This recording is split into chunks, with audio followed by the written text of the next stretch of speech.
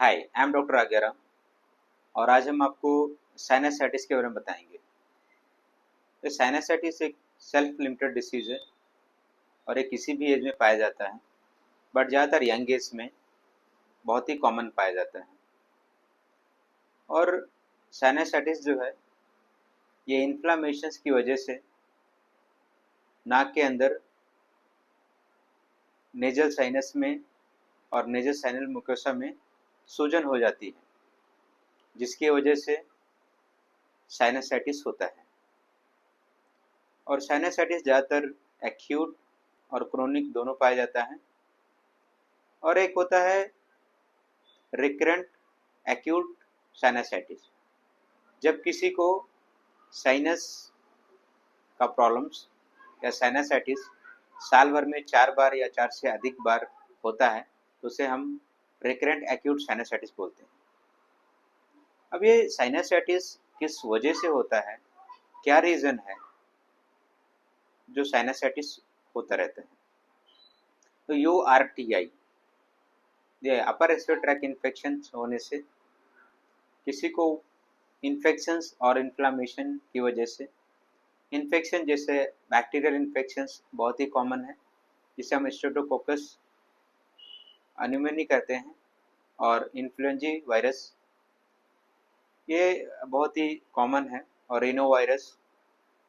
उसके बाद fungal pathogens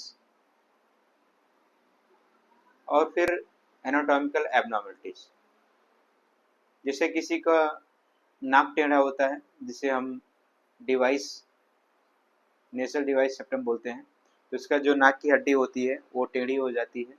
किसी को नेजल पॉलिप या नेजल मास, नाक के अंदर सूजन हो जाती है या मास बढ़ जाता है।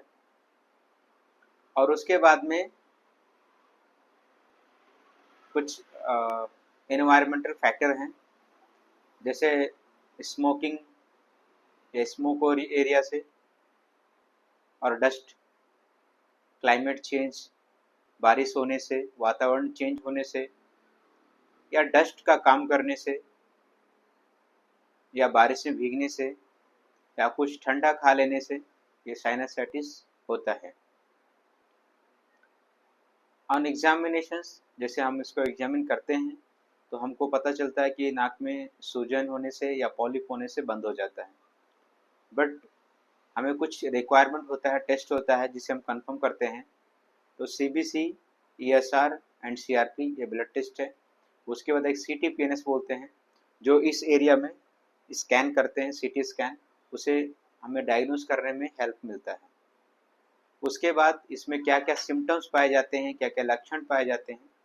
तो रनिंग नोज, नाक से पानी निकलता रहता है, नाक जो है ब्लॉक हो जाता है, इस एरिया में ऑर्बिटल एरिया में दर्द होता है, फेशियल दर्द होता है, मतलब चेहरे के दर्द होता है, और सर में दर्द रहता है, कभी कभी फीवर भी आता है, और नाक ब्लॉक हो जाता है जिससे कि सांस लेने में तकलीफ होती है।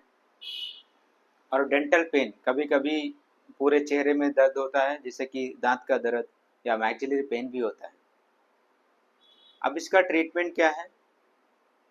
तो टॉपिकल यूज़ जैसे एंटीहिस्टामिन ड्रॉप है, नेजल सलाइन ड्रॉप है, एंड कॉर्टिकोस्टेरॉइड ड्रॉप यूज़ करते हैं जो नाक में डालते हैं। उससे क्या होता है कि नाक जो जमा रहता है, सांस में तकलीफ होती है, वो क्लियर हो जाता है। दूसरी बात है ओरली एंटीबायोटिक्स, अगर बैक्टीरियल इन्फेक्शन है तो orally antibiotics and oral antihistamine decongestant drugs. उसके बाद में एंटीहिस्टामिन टैबलेट्स या मेडिसिन ये कंटिन्यू करते हैं। इसका रिजल्ट 3 से 5 दिन में अच्छा हो जाता है। बट किसी किसी को CT स्कैन में अगर सेप्टल डिवाइस है या टर्मिनल अट्रॉफी है या नेजल पॉलिप है जिसको बार बार साइनसाइटिस होता रहता है, तो उन्हें इंडोस्कोपिक साइनस सर्जरी होती है या बलून थेरेपी रहता है, बलून का, और दूसरा है सेप्टोप्लास्टी। तो ये कुछ सर्जरी हैं जो परफॉर्म करते हैं जिससे साइनस ठीक हो जाता है, बार बार नहीं आता है। तो अगर किसी को साइनस का इशू है तो ख्याल रखें कि बारिश में ना भीगें, ठंडा चीज़ें ना खाएं और डस्ट एरिया से जाने से बचें।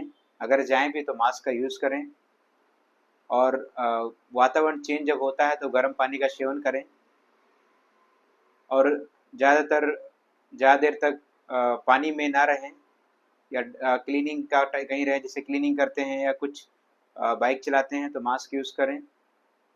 ऐसे कुछ छोटी छोटी बातों को आपको ध्यान में रखना है जिससे साइनस बढ़ जाता है और साइनसाइटिस बार बार होती रहती है। तो प्लीज़ वीडियो को देखिए और शेयर कीजिए।